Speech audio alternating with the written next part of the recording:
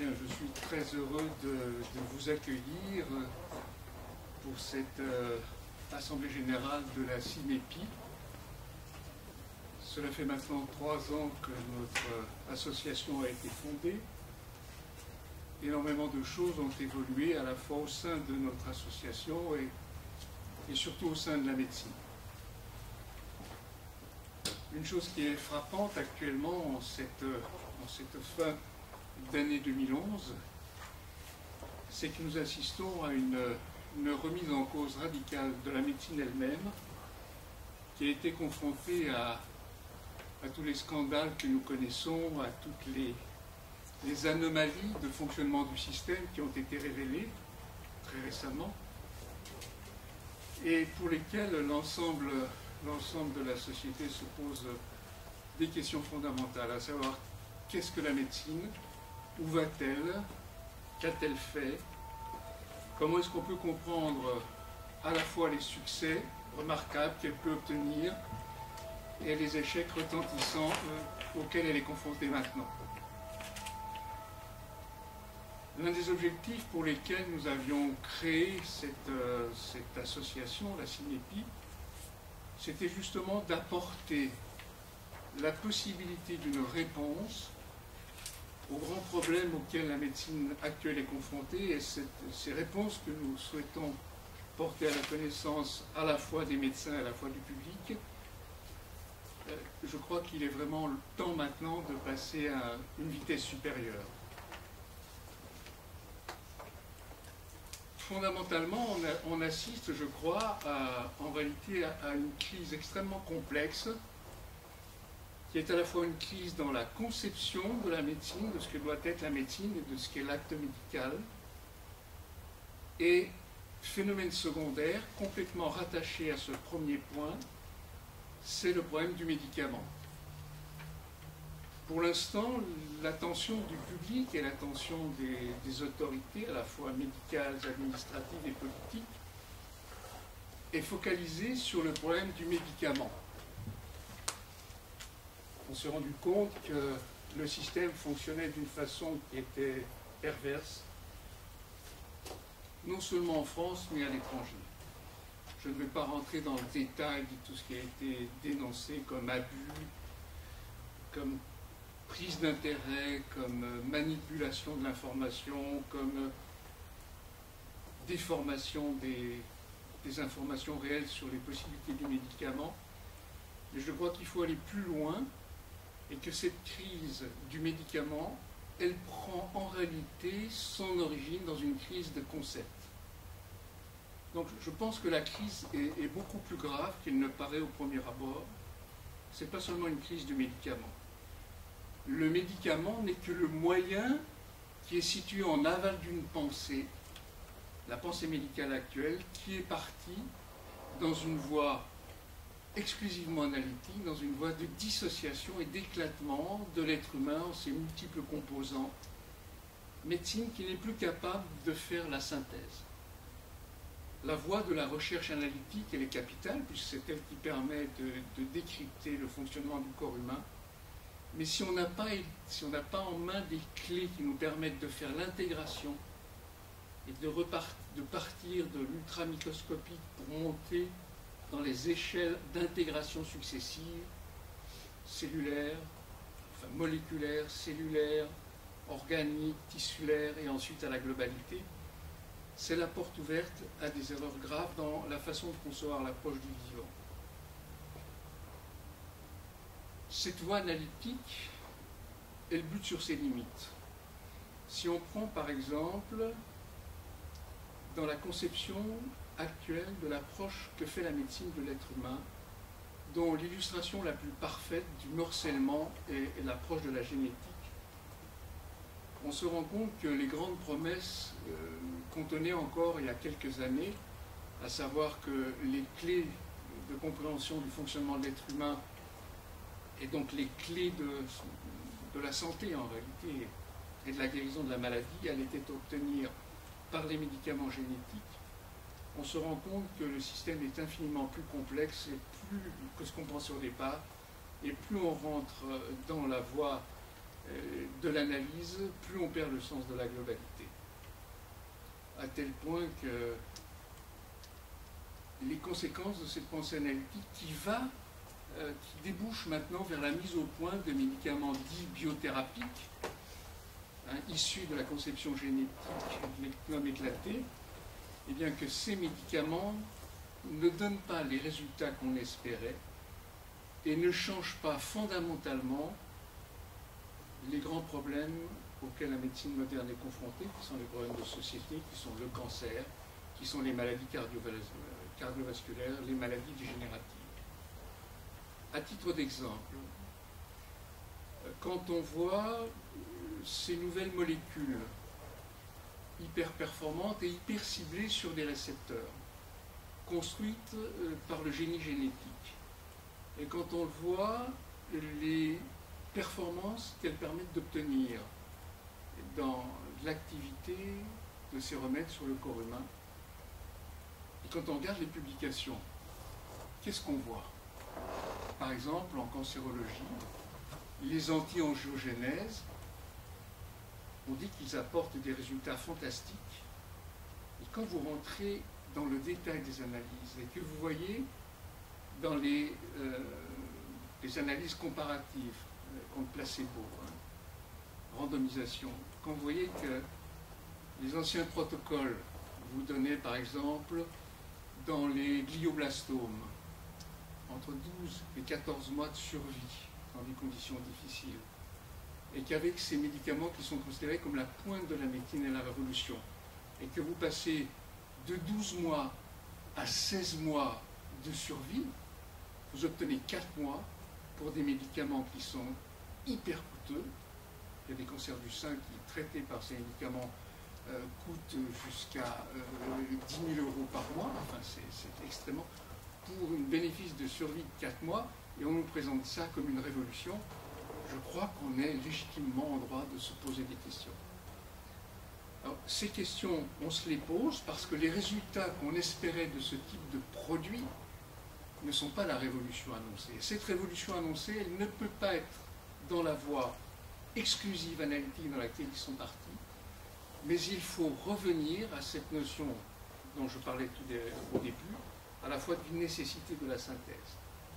Et donc l'endobiogénie, ce qu'on propose nous au sein de notre association, c'est une méthodologie d'approche du vivant qui donne des clés de compréhension du fonctionnement du corps humain, qui ne renie pas les données de la science analytique, mais qui les met au service d'une pensée intégrée. Alors évidemment, ça change toute la perspective. C'est-à-dire que ça vous permet, ça vous apporte des clés qui vont replacer l'usage des remèdes hyper ciblés, comme ces thérapeutiques du génie génétique, vont les replacer dans une stratégie qui n'est plus une stratégie de bout de chaîne, mais où le bout de chaîne sera utilisé en complément d'autres choses de l'approche globale. Et c'est ça, je pense que la force de ce qu'apporte l'endobiogénie, comme Durafour l'a conçu, c'est qu'elle vous donne des clés de compréhension des liens entre les choses. L'endobiogénie, c'est une médecine du lien, c'est une médecine qui voit les choses d'un autre niveau, sans renier la périphérie, mais qui place le regard autrement. À partir du moment où vous placez le regard autrement, et vous ne restez pas au niveau du programme génétique qui joue un rôle capital dans la structuration du corps humain, vous avez une nécessité de replacer les génétiques dans la fonctionnalité. Parce que la fonctionnalité, c'est l'expression du vivant partant d'un programme génétique déterminé. Le problème, c'est que le déterminisme du génome n'est absolument pas absolu, il est relatif, et il est lié justement, la capacité d'expression du génome, elle est liée à ce qu'on propose nous dans l'endobiogénie, à savoir un gestionnaire endocrinien qui permet l'allumage des gènes et leur expression. Quand on a compris que les gènes ne peuvent s'allumer que si le régulateur hormonal le permet, ça change toute la compréhension du fonctionnement du génome.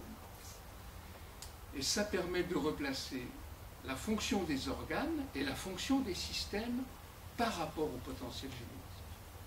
Donc ça, c'est un point important. Ça ne renie pas les acquis de la science, mais ça les place autrement.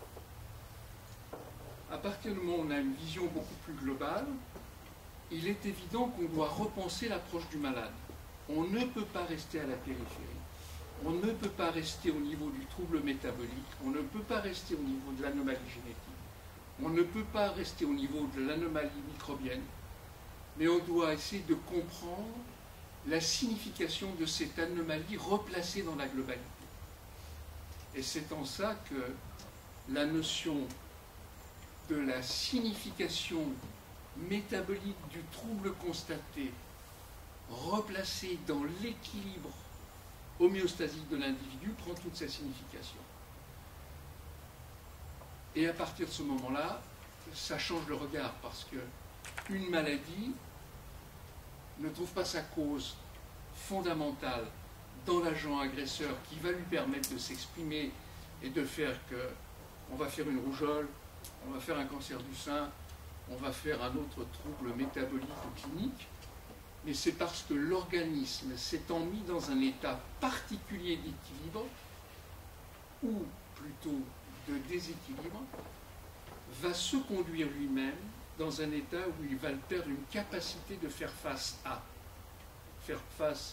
l'agression d'un gène potentiel qui va pouvoir s'exprimer parce que le corps va lui permettre de se laisser s'exprimer, va permettre à un staphylocoque de pouvoir manifester son pouvoir pathogène, mais ces éléments périphériques ne sont en réalité que des indicateurs du déséquilibre du terrain. C'est en ça que l'endobégénie se propose comme une théorie d'approche globale du terrain. Quand on regarde ce qui se passe en médecine actuellement, il n'y a pas de véritable proposition d'approche du terrain. Et le terrain, c'est quoi? En réalité, c'est la capacité qu'a l'organisme dans sa structure de mettre en place une stabilité fonctionnelle qui lui permet d'être compatible avec son propre potentiel initial. Donc il y a une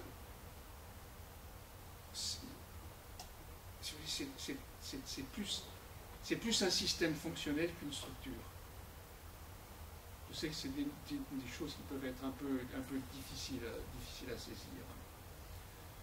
Toujours si on revient donc au développement de la médecine qui est parti dans la voie de l'analyse et que les anglo-saxons ont développé après dans une médecine par l'épreuve où l'individu est complètement sorti du système et on ne traite plus des individus porteurs d'une maladie, mais des maladies qui s'emparent d'un individu. Donc on pose le problème à l'envers. Il y a une mal-compréhension de la façon dont on doit approcher les gens. Alors à partir du moment où on traite des maladies, forcément, on va essayer de rentrer dans des protocoles standardisés. Mais à partir du moment où vous rentrez dans la standardisation des groupes initiaux, vous perdez la complexité de la vie. Et quand vous dites que vous faites une approche par l'épreuve d'un protocole de cancer du sein chez une femme qui a un cancer du sein avec telle forme histologique, vous isolez la forme histologique en réalité de la complexité du patient. Et vous ne traitez que la forme histologique. Mais la forme histologique, elle est l'aboutissement de... Et puis, elle n'est pas unique. Il y a des formes et il y a des sous-formes, et il y a des sous-sous-formes, et il y a des formes qui s'associent avec des excès de cortisol, des hypocortisolismes, des excès d'hormones de croissance, des hypohormones de croissance. Donc c'est faux dans l'approche même du vivant, c'est faux l'approche de la médecine par l'épreuve. Elle est fondamentalement fausse, et c'est une façon artificielle qu'ils ont trouvée pour essayer non plus de traiter des malades, mais des maladies. Alors ça amène à quoi? Ça amène qu'au terme de leur protocole, ils vont vous mettre sur le marché des médicaments ciblés pour faire disparaître le cholestérol, pour abaisser le taux de cholestérol. Et statistiquement, dans 90% des cas, ils vont dire, voilà, ou 60% des cas, on fait baisser le cholestérol.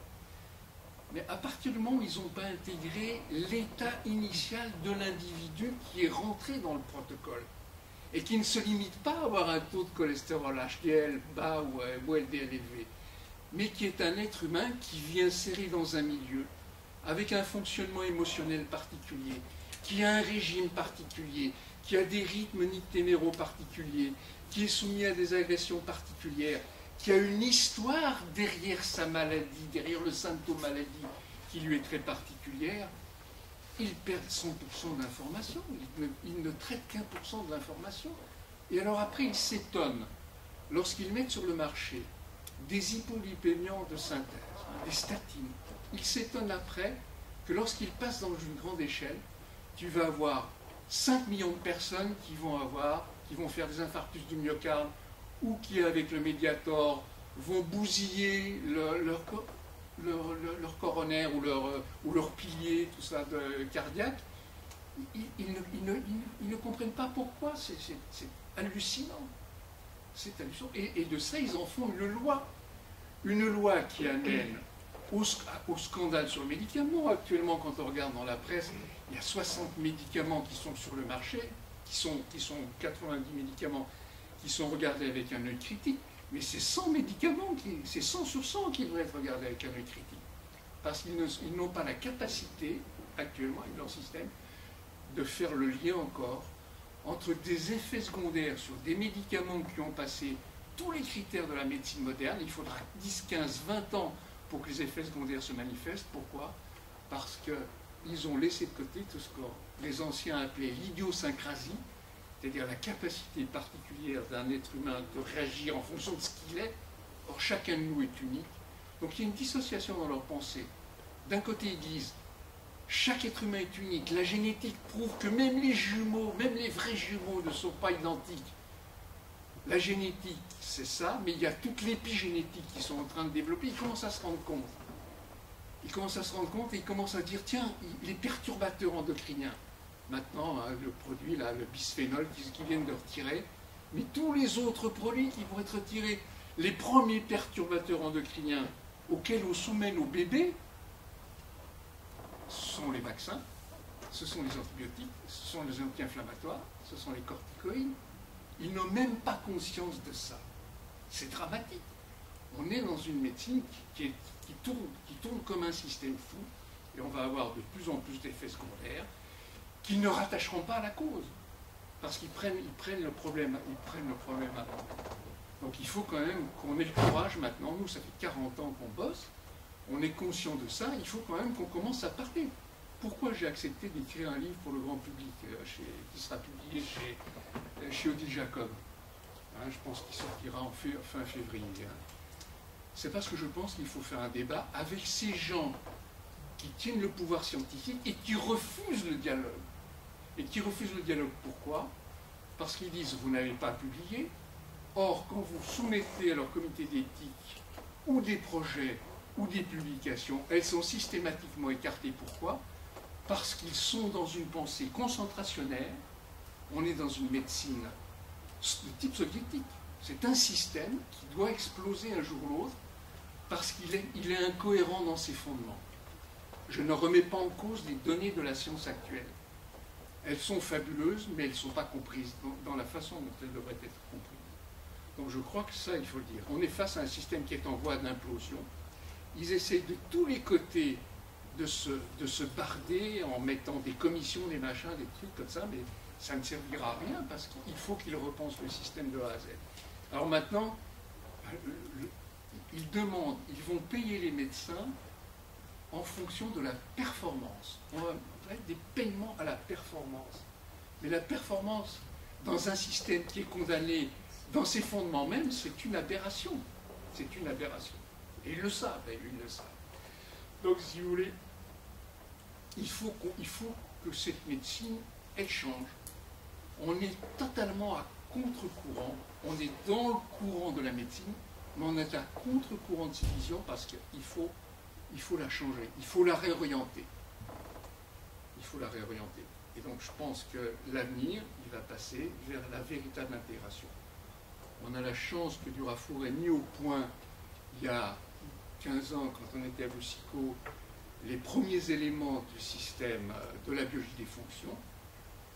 Mais même quand vous avez un système comme ça et que les gens voient les résultats, ça remet tellement en cause des concepts que ça fait peur. Et qui, je vois, même aux États-Unis, pourtant ils sont assez ouverts, hein, on a du mal avec Camia à mettre en place des choses. Avec Patrice, on a énormément travaillé sur des projets, mais pour publier, c'est extrêmement difficile.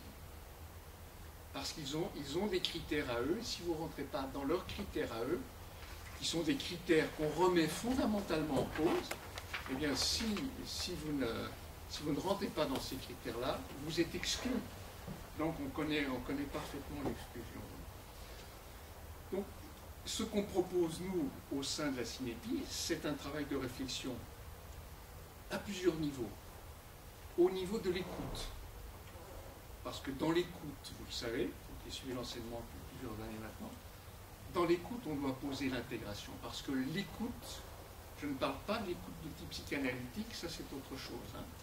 Je parle de l'écoute des symptômes que vous expose le malade. Parce que chaque symptôme a une signification. Il n'y a rien de ce qui est exprimé par le malade qui n'est le fruit du hasard. C'est seulement notre incapacité de comprendre qui fait des fausses interprétations. Donc, comprendre ce que dit le malade et dresser cette ligne du temps qu'on a souvent parlé, qui est très capitale parce qu'elle permet de comprendre, de faire apparaître dans le discours du patient les éléments de lâchage de certains systèmes hormonaux, de systèmes de régulation de certains organes. Et puis ensuite, il y a l'examen clinique intégré qui est vraiment très important, puisque là, c'est toute la notion de la signification du signe en lui-même et rapporté aux autres signes, les autres signes étant rapportés au fonctionnement global de l'organisme comme un système intégré, pas comme un système éclaté. Et puis enfin, il y a toutes les armes que la médecine moderne met à notre disposition pour le diagnostic complémentaire, que ce soit la biologie, que ce soit les IRM, que tout ça. Et derrière tout ça, la vision du système biologique intégré qu'est la biologie des fonctions. Donc on est arrivé maintenant, moi je vais avoir 70 ans l'année prochaine, j'ai décidé de parler, pendant 40 ans on s'est tu, on a été dans des commissions ministérielles, partout, on exprimait ce qu'on voulait. Et maintenant c'est le moment de dire au public. Ils ne veulent pas valider la biologie des fonctions, on en parle dans un livre grand public et on les met au défi tout de suite dans leur laboratoire. 3 mois après, ils vérifient si c'est vrai ou pas. C'est pas plus compliqué que ça. De toute façon, la biologie des fonctions, elle est complètement basée exclusivement sur les données de la physiologie moderne. Il n'y a rien qui ne soit pas basé sur la physiologie. Donc une fois qu'on arrive à ce constat de l'énorme crise, à la fois au niveau des concepts et au niveau de la façon dont on traite les gens, et de la nécessité de réintroduire une pensée globale, à ce moment-là va se poser le choix de la stratégie thérapeutique. Comment tu établis un diagnostic, et ensuite comment tu mets en place une stratégie et avec quoi. Donc les éléments thérapeutiques, ils ne viennent qu'après toute cette réflexion. Et c'est pour ça qu'on a essayé de nous coller l'image de la plante médicinale, parce qu'on utilisait les plantes comme élément de base dans le traitement. Mais la plante n'est qu'au service d'une pensée. Ce n'est pas la plante pour la plante, c'est la plante replacée dans une stratégie thérapeutique pour des raisons bien précises, dont je m'exprimerai longuement dans le livre qui va sortir. Donc ce n'est pas une question de médecine douce, de médecine pas douce, de plantes, de médicaments chimiques. C'est une question de réflexion sur le vivant, de réflexion sur qu'est-ce que la santé, qu'est-ce que la maladie, comment on doit prendre en charge un individu et comment on peut améliorer un peu le niveau de la santé publique. Ce qui n'est pas le cas en France, hein. Malheureusement, et ailleurs, la médecine est comme ça. Enfin, quand on regarde toutes les publications qui sortent actuellement c'est des trucs absolument incroyables. Je vois même, il y a un cancérologue courageux qui écrit Il est à l'hôpital de la Pitié. Il vient de sortir un livre il y a 2 ans qui a été étouffé parce que dans le monde de la cancérologie, dès que vous sortez des grands systèmes, vous êtes flingué. Donc il est bloqué dans sa carrière et il s'appelle Laurent Schwartz. Il a écrit un livre dans lequel il écrit, lui-même cancérologue, à la Pitié actuellement, la cancérologie, je pense c'est le mot, est progressivement devenue un dogme et comme tous les dogmes, elle a sa part de propagande. Un cancérologue qui fait ça en 2011, fin 2011. Il dit une chose intéressante, parce que là on peut lui confirmer que c'est vrai. Il est donc paradoxalement simple de publier dans les meilleures revues la énième protéine impliquée dans un processus pathogène est extrêmement difficile, voire impossible, de faire entendre une relecture du cancer. Donc même les gens à l'intérieur du système qui se posent des questions, ils sont barrés parce que, comme je vous disais tout à l'heure, on est dans un système de type soviétique en médecine, vraiment c'est un système fermé. Et alors, je vais vous lire encore une phrase de lui, parce que je la mettrai dans son livre. Textuellement, il est courageux. Comme des religieux, enfermés dans leur conclave, les cancérologues ne sont pas si sûrs de leur credo. Nous avons aussi nos planètes, nos épicycles, qui s'appellent gènes de réversion, régression idiopathique, homéostasie, que de contorsions pour tenter de sauver une vision erronée. Car résumer un cancer à des anomalies du génome est une démarche qui, même si elle est fréquente, est fausse. Ces anomalies sont sans doute une des pièces de puzzle du cancer, mais elles ne nous en donnent pas la clé. Donc quand vous entendez un cancérologue, jeune, il a une cinquantaine d'années, 55 ans, jeune encore, par rapport à moi, qui écrit une chose pareille, c'est signe qu'il y a quand même quelque chose qui va mal, et c'est pareil dans tous les domaines de la pathologie médicale. Et alors après, il s'étonne. C'est ce matin dans le quotidien du médecin, j'ai vu, que je vous le relise.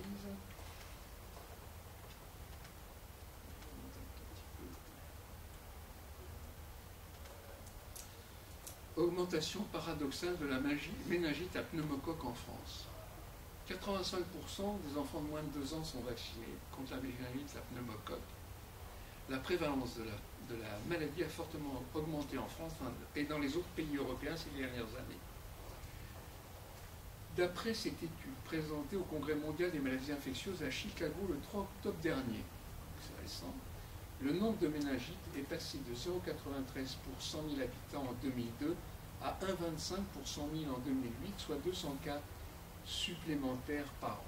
Nous avons observé une diminution des méningites à pneumocoque contre lesquelles le vaccin protège. En revanche, est apparue une augmentation de ces méningites liées à des sérotypes non vaccinaux et sensibles aux antibiotiques. Ils ne se posent pas de question de savoir pourquoi. Ils n'ont aucune idée de ce que c'est que la notion de transfert de morbidité. C'est incroyable. Aussi, il convient de surveiller attentivement l'évolution de la maladie et de réfléchir sur cette vaccination. Quand on voit des choses comme ça. Les dépistages du cancer. Maintenant, tout le monde s'accorde à reconnaître commence à se poser vraiment la question, ce que déjà des médecins canadiens ont dit il y a quelques années, le dépistage des hommes pour le cancer de la prostate n'a aucun impact significatif sur la mortalité par cancer de la prostate. C'est écrit dans les publications. Donc le système est en pleine effervescence actuellement, mais il se réduit de plus en plus. Pourquoi? Parce que derrière, il y a les multinationales, leur compte aussi sera abordé dans le livre, et alors les multinationales, d'ici 2010, ça a été écrit il y a 1 an et demi, ça, entre 82 et 137 médicaments de biotechnologie, donc les médicaments hyper pointus dont vous avez parlé tout à l'heure, devraient être mis à disposition du malade, ce qui représenterait alors 12% du marché mondial du médicament, soit plus de 100 milliards de dollars de chiffre d'affaires. Enfin, par rapport à la France, sur les 10 biomédicaments qui réalisent les chiffres d'affaires les plus importants dans notre pays, 8 ont obtenu la reconnaissance d'une amélioration du service médical rendu majeur, niveau 1, pour des médianes de survie qui passent de 12 à 16 mois. Service médical rendu majeur. Vous leur présentez des dossiers de malades avec des traitements d'eau hygiénique qui ont des années de vie. Hein, ils vous disent que là, c'est le mensonge. Là. Ce qui est vérité pour eux est mensonge pour nous. Donc il y a une fausseté, il y a une fausseté perverse de l'analyse. Ils refusent. Non seulement ils refusent, j'ai retrouvé, en me replongeant dans des écrits très anciens, qui remontent à 20 ans, une étude parue dans le concours médical faite par des hôpitaux universitaires chinois, il y a une quinzaine d'années. Il faisait état sur des malades en phase avancée de cancer généralisé de diverses natures. Cancer du poumon, cancer du foie, complications, à des stades très avancés. Ils ont comparé la médiane de survie d'un groupe de malades, en randomisation, d'un groupe de malades, c'était publié, traités par les médicaments de l'époque les plus performants dans la cancérologie de l'époque, il y a 10-12 ans, par rapport à des groupes de malades identiques traités par extrait de plante chinoise. Les gens mouraient 10 fois plus vite avec les traitements classiques de chimie qu'avec les traitements phytothérapiques. Croyez-vous qu'ils ont eu l'honnêteté de recommencer? Qu'est-ce qu'ils ont dit dans leur œuvre? Ils ont dit on peut s'interroger sur la validité de ces études qui ont été menées en Chine. Chaque fois quand vous voyez une publication qui apparaît dans la presse médicale faisant état qu'il y a eu des résultats qui ont été observés avec une plante, vous pouvez être sûr que systématiquement c'est remis en cause, les protocoles n'ont pas été respectés, les critères de scientifiques ne sont pas là.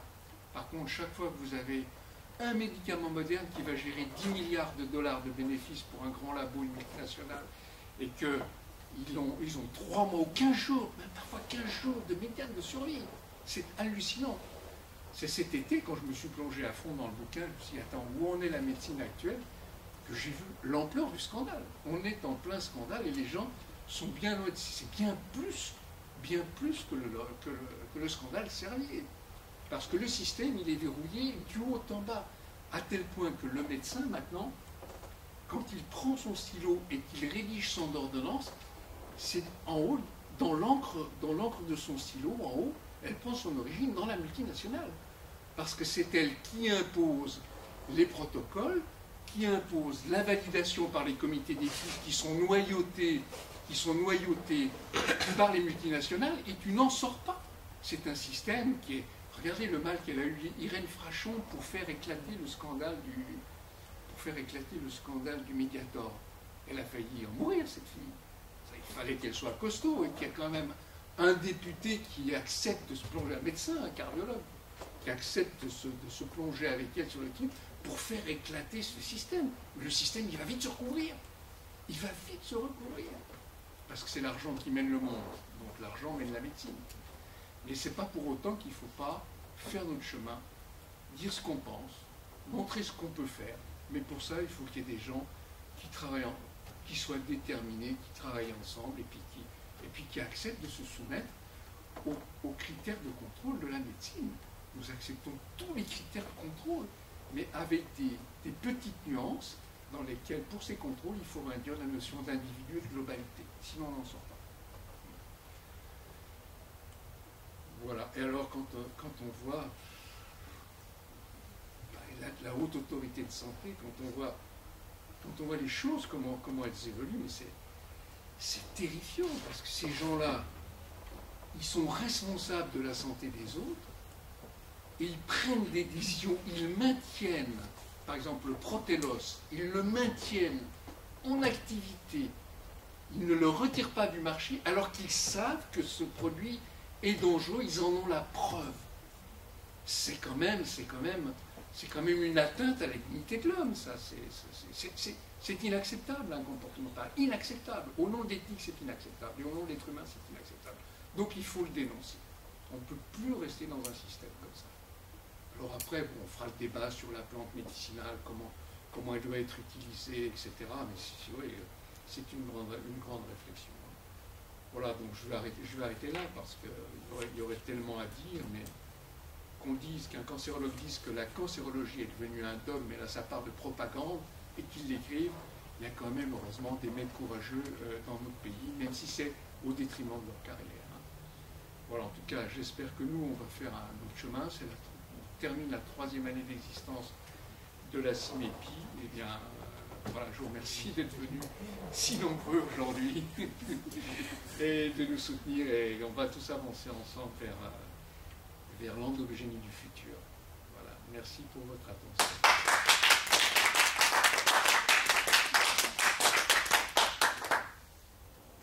C'est enregistré.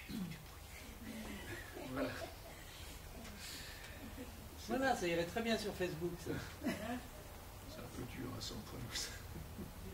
Tu peux couper certaines choses. Il faudra peut-être faire un petit montage quand même. Des choses qu'on ne peut pas dire. Bon. Dans un débat, tu peux les dire, mais pas comme ça. Il fait que je me chauffe un peu. C'est très bien. Très, très bien. Bon, on passe aux choses. Tu peux éteindre. C'est éclaté.